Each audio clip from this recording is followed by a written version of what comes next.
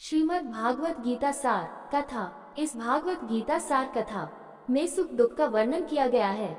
इस भागवत गीता में मानव के लिए हर अच्छे और बुरे कर्मों का वर्णन दिया गया है। दोस्तों, आप सभी चैनल को सब्सक्राइब लाइक करते हैं, जिसमें आप लोगों को कुछ नहीं मिलता, पर इस चैनल पर जीने की राह और ज्ञान भरी बातें मिलती है।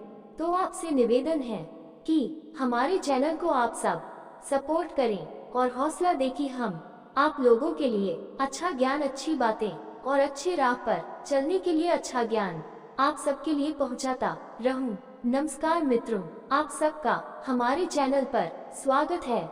दोस्तों, इस चैनल पर सारे वेदों का ज्ञान मिलेगा। भगवत गीता अध्याय 2 श्लोक 32।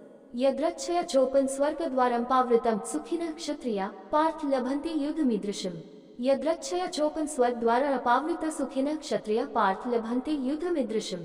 यद्रच्छया अंचाहा च तथा उत्पन्नम आओ स्वर्ग दिव्य निवास द्वारम द्वार अपावृतम खुला हुआ सुखिनः प्रसन्न क्षत्रिय योद्धा पार्थ प्रथा के पुत्र अर्जुन लभन्ते प्राप्त करें युद्धम युद्ध इदृशम ऐसे।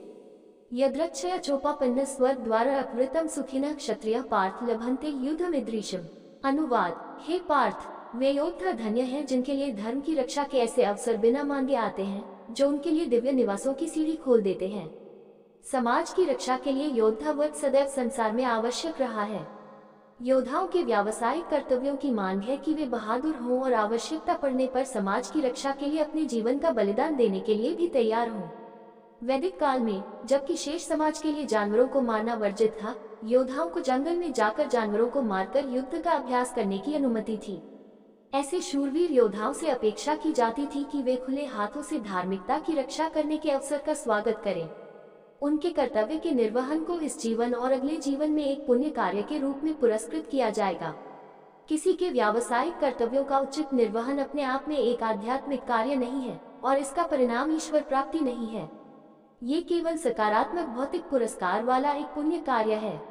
श्री कृष्ण अपने निर्देशों को एक कदम नीचे लाते हैं और कहते हैं कि भले ही अर्जुन आध्यात्मिक शिक्षाओं में रुचि नहीं रखता है और शारीरिक मंच पर रहना चाहता है, फिर भी एक योद्धा के रूप में उसका सामाजिक कर्तव्य धर्म की रक्षा करना है।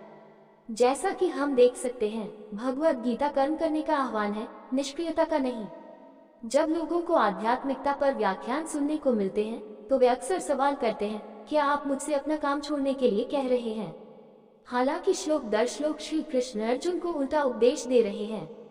जबकि अर्जुन अपना कर्तव्य छोड़ना चाहता था, श्री कृष्ण उसे बार बार कर्तव्य निभाने के लिए प्रेरित करते थे। श्री कृष्ण अर्जुन में जो परिवर्तन देखना चाहते हैं, वह उनकी चेतना में आंतरिक परिवर्तन है, कर्मों का बाह्य त्याग नहीं। अब वह अर्जुन को अपना कर्तव्य छोड़ने के परिणामों के बारे में बताते हैं। भगवत गीता अध्याय 2 श्लोक 33। अचेत्त्वमेव धर्म्य संग्राम न करिष्यसि ततः स्वधर्म कीर्तिं च हित्वा पापम वाप्स्यसि। अचेत यदि फिर भी तुम इमं इस धर्म्यम संग्रामम धर्म युद्ध को नहीं करिष्यसि करोगे, ततः तब स्वधर्मम वेदों के अनुसार मनुष्य के निर्धारित कर्तव्य कीर्तिं प्रतिष्ठा च भी हित्वा खोकर पापम पाप अवाप्स्यसि प्राप्त करोगे। अनुवाद: यदि फिर भी तुम इस धर्म युद्ध का सामना नहीं करना चाहते, तब तुम्हें निश्चित रूप से अपने सामाजिक कर्तव्यों की उपेक्षा करने का पाप लगेगा और तुम अपनी प्रतिष्ठा खो दोगे। यदि कोई सैनिक युद्ध स्थल पर युद्ध न करने का निश्चय करता है, तब इसे कर्तव्यों की अवहेलना करना कहा जाएगा और इसलिए इसे पापमय कार्यों की श्रेणी में रखा जाता है। अतः श्री कृष्ण कहते हैं कि यदि अर्जुन अपने युद्ध करने के कर्तव्यों को घृणास्पद और कष्टदायक मानते हुए उसकी अवहेलना करने का विचार करता है, तो वह पाप अर्जित करेगा।